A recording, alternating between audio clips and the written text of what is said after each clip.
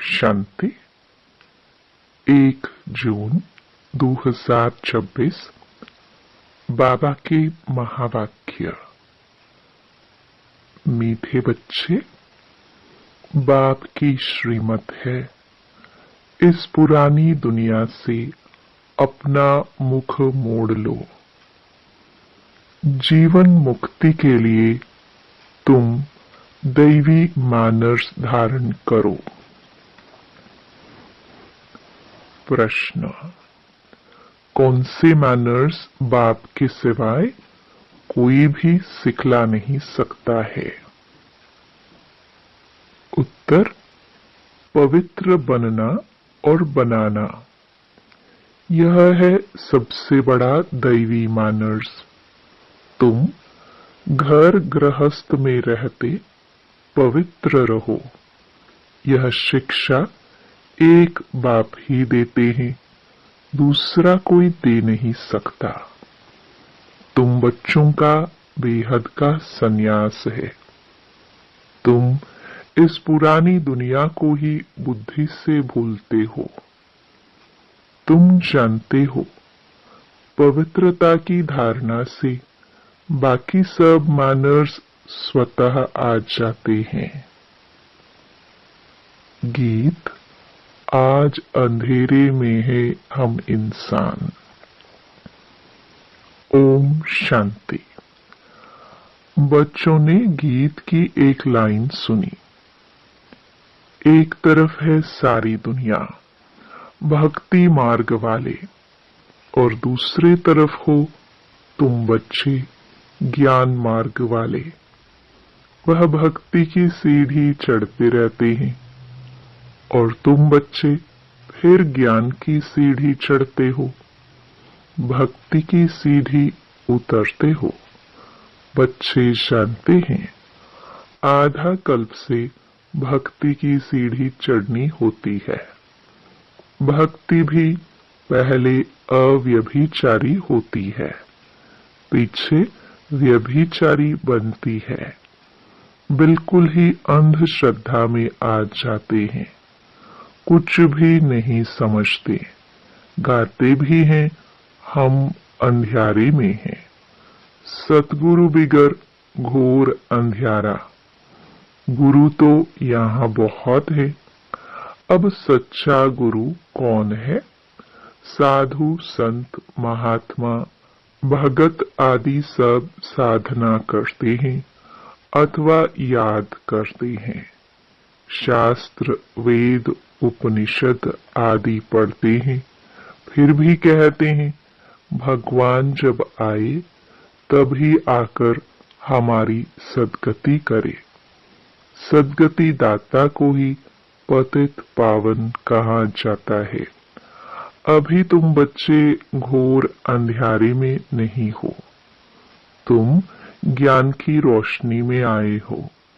पतित पावन बाप को जानते हो और उनको याद करते हो। जितना जो बच्चा याद करता है और ज्ञान की धारणा करता है, उतना उसका अज्ञान अंधियारा विनाश हो जाता है। अब रोशनी में ले जाने वाला एक ही बाप है। ज्ञान अंजन सतगुरु दिया, कोई सुरमा नहीं है। यह ज्ञान की बात है। ज्ञान के साथ योग भी रहता है। जरूर जो मनुष्य भक्ति सिखलाते हैं तो उससे भी योग रहता है। अब तुम बच्चों का बुद्धि योग लगा हुआ है निराकार परमपिता परमात्मा के साथ। तुम्हारे में भी नंबरवार है और कोई मनुष्य मात्र का परमपिता परमात्मा सर्वशक्तिमान के साथ योग है ही नहीं, सिवाय तुम बच्चों के। तुमको बाप से और मुक्ति जीवन मुक्ति धाम से योग लगाना पड़ता है। जीवन मुक्ति के लिए दैवी मैनर्स भी बहुत अच्छे चाहिए। इस समय तो सबके मैनर्स आसुरी है। परमपिता परमात्मा के भी गुण गाए जाते हैं न। मनुष्य सृष्टि का बीज रूप है, सत्य है, चैतन्य है, आनंद का सागर, ज्ञान का सागर है, पवित्रता का सागर है, फॉरएवर। उनका यह पद अविनाशी है और कोई मनुष्य का यह अविनाशी पद हो न सके। भल अभी तुम ज्ञान का सागर, पवित्रता का सागर बनते हो, परंतु लिमिटेड बनते हो। बाप कहते हैं मैं अनलिमिटेड हूं, तुमको अनलिमिटेड बना नहीं सकता, नहीं तो सारे सृष्टि का खेल कैसे चले, 84 जन्म कैसे भोगेंगे। तुम फॉरएवर बन नहीं सकते, तुमको लिमिटेड बनाता हूं। 21 जन्मों के लिए तुम बनते हो, 21 पीढ़ी भी लिखा हुआ है। तुम फॉरएवर बनो, यह ड्रामा में कायदा नहीं। मैं तो हूं ही एवर प्योर, मैं रहता ही हूं परम धाम में। मेरे पास ज्ञान, पवित्रता आदि है ही है। तुम भूल जाते हो तो इस समय बाप आकर बच्चों को घोर अंधियारे से निकाल ज्ञान और योग से पवित्र बनाते हैं। और कोई ऐसे कह न सके कि मैं परमधाम से आया हूं, अब मुझे याद करो। यह मेरे महावाक्यों की कोई कॉपी नहीं कर सकते। मैं आता ही हूं तुम बच्चों को 21 जन्मों के लिए राजाओं का राजा बनाने। तो बनना चाहिए ना, बनेंगे भी वह जो कल्प पहले बने हैं। तुम जानते हो कितने बच्चे पवित्र बनते हैं, कितने अजामिल जैसे पापी बन जाते हैं, कितने अशुद्ध मैले बन जाते हैं। बाप को आकर मैले कपड़े साफ करना पड़ता है। आत्मा ही मैली बनती है। आत्मा को समझाते हैं तुमको माया ने कितना मैला बनाया है।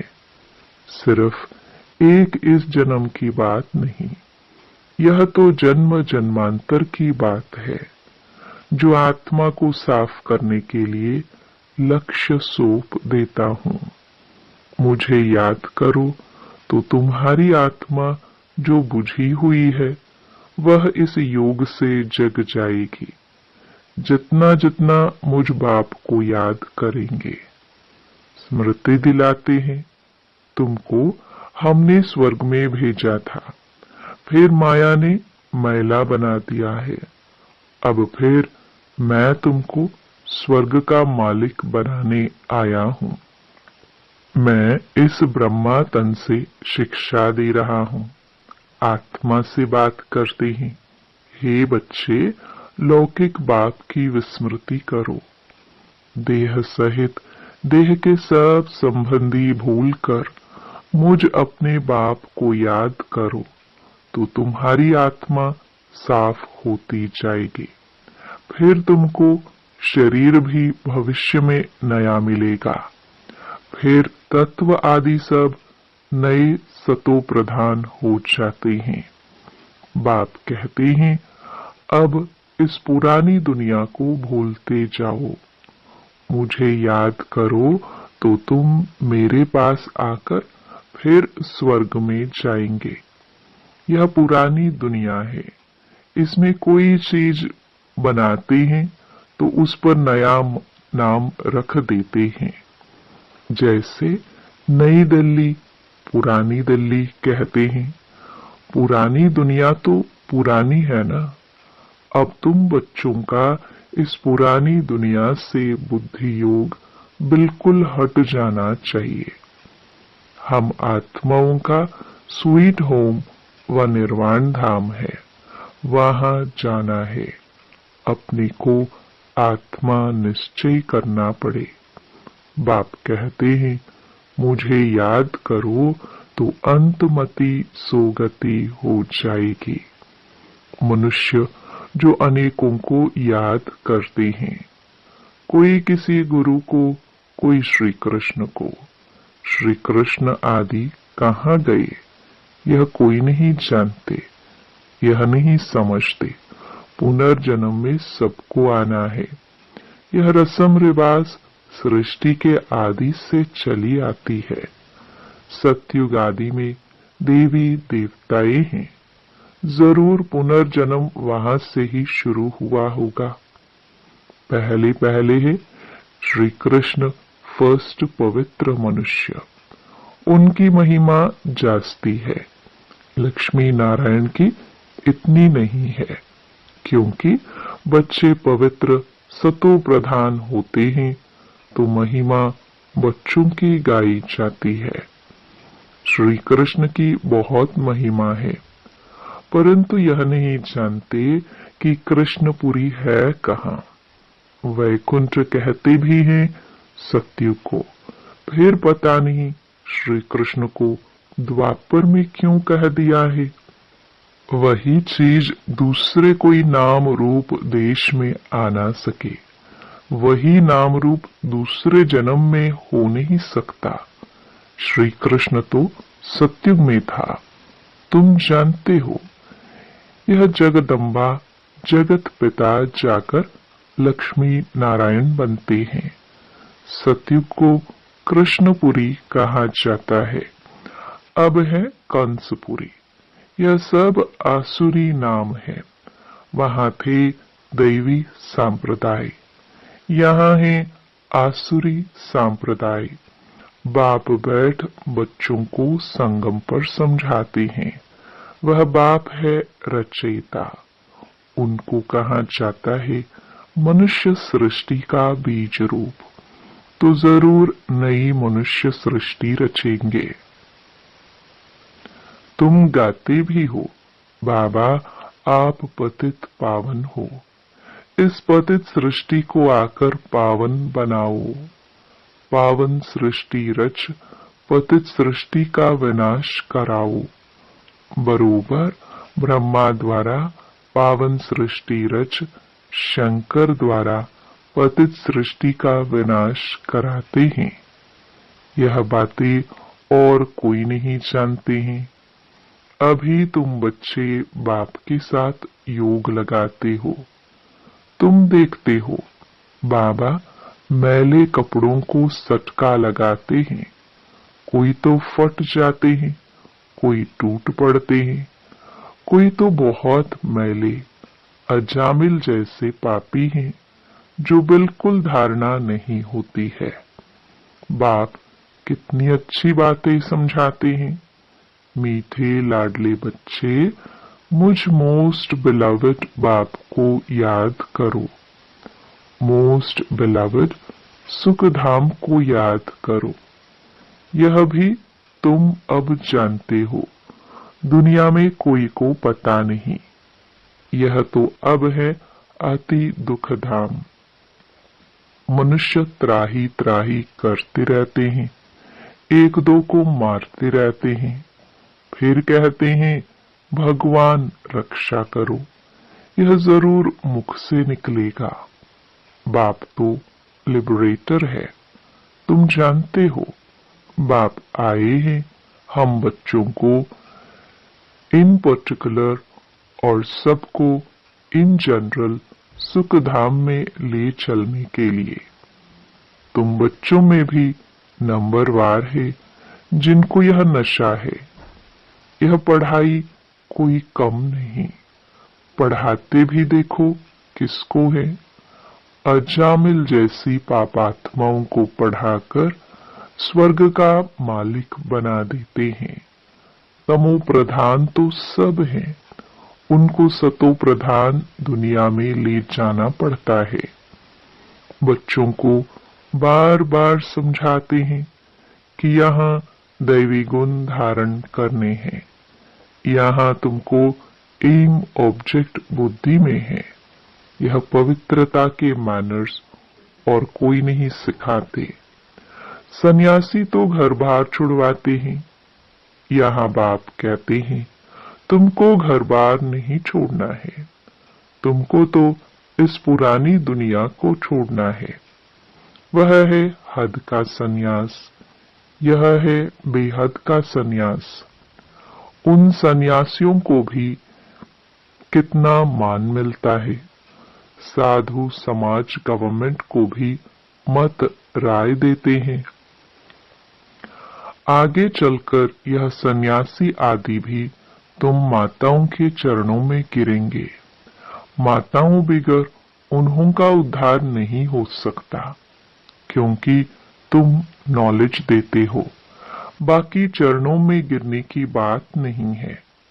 हाँ, कोई नमस्ते व राम राम करते हैं तो रिस्पॉन्ड तो देना होता है। बाबा भी कहते हैं बच्चे नमस्ते। मैं तुम बच्चों को अपने से भी ऊंच बनाता हूँ। तुमको ब्रह्मांड और सृष्टि दोनों का मालिक बनाता हूँ और मैं वानप्रस्थ में चला जाता हूँ, परंतु तुम्हें श्रीमत पर भी चलना पड़े। इस पुरानी दुनिया से मुख मोड़ना पड़े।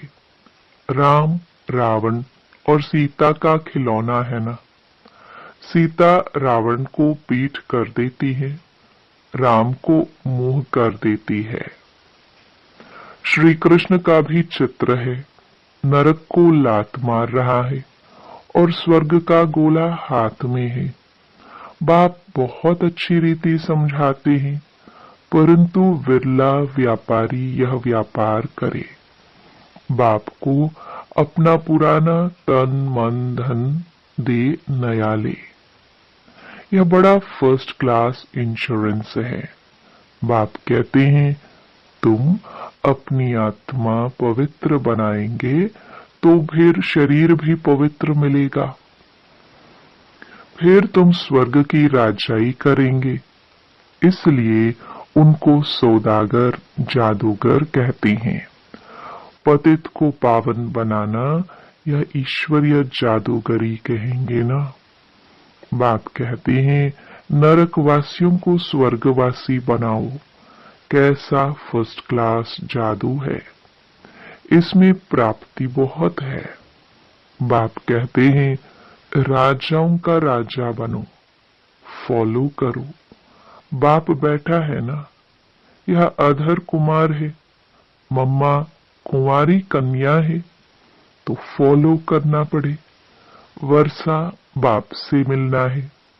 तुम कहेंगे हम भाई बहन बाप से वर्षा लेते हैं।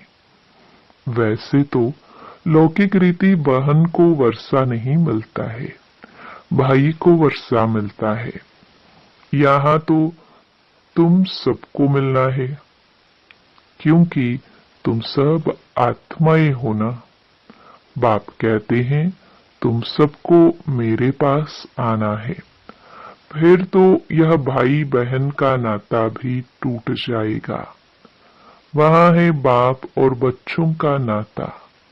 निर्वाण धाम में इसलिए कहते हैं वी आर ऑल ब्रदर्स। अगर ईश्वर को सर्वव्यापी कहे तो फिर फादरहुड हो जाता है। इस सर्वव्यापी के ज्ञान ने कितना नुकसान किया है। अब तुम बच्चों पास बाप की याद है। बाप को याद करने में ही मेहनत जाती है। ऐसे भी नहीं कि तुमको कोई निष्ठा में बिठाए। तुमको तो लक्ष्य मिला हुआ है।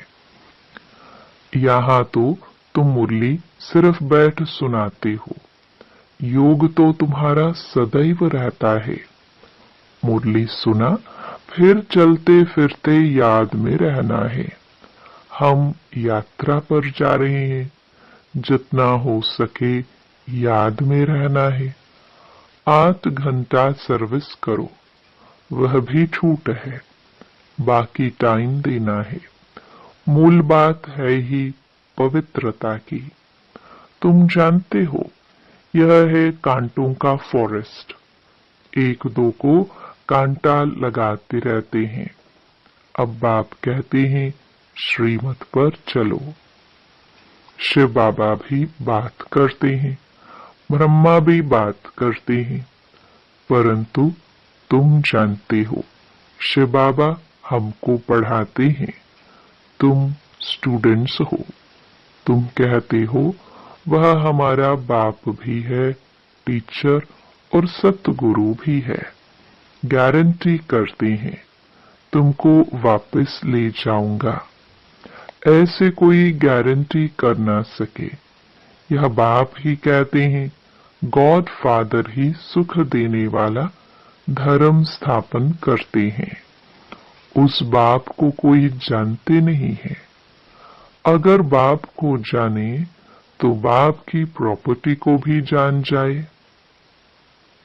अच्छा,